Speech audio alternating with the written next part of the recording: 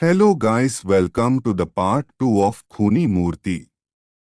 तो पिछली पार्ट के अंत में हमने जाना कि कैसे आर्यन ने मूर्ति की वजह से अपनी जिंदगी में कमबैक किया। अब हम आगे जानेंगे कि उससे मूर्ति को रखने का कौन सा नियम टूटा था। इसके लिए ह्यूमी फ्लैशबैक में जाना होगा। जब उस बाबा ने आर्यन को मूर्ति दी थी तो मूर्ति को रखने के 3 बहुत जरूरी नियम तय थे। उसमें से पहला नियम था कि एक बार मूर्ति को लेने के बाद आर्यन को रोज शाम को उस मूर्ति के सामने अपने खून की एक बूंद अर्पित करनी होगी, जो कि आर्यन रोज करता आ रहा था, पर एक दिन वो खून अर्पित करना भूल गया।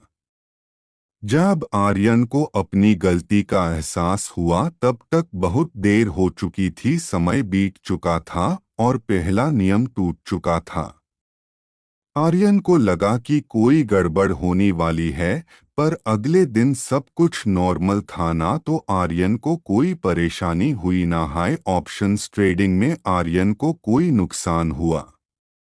तब आर्यन को बाबा की बात याद आई। बाबा ने उससे 3 नियम बताते हुआ कहा था कि जब तक तीनों नियम ना टूट जाए तब तक आर्यन को कोई परेशानी नहीं होगी। लेकिन एक बार कोई नियम टूट गया तो उसके बाद उस नियम का दोबारा पालन नहीं किया जा सकता। अब आर्यन बाकी 2 नियमों का और अच्छे से पालन करने लगा और मूर्ति का और भी ध्यान रखने लगा। पर क्या आर्यन बाकी 2 नियमों को टूटने से रोक पाएगा?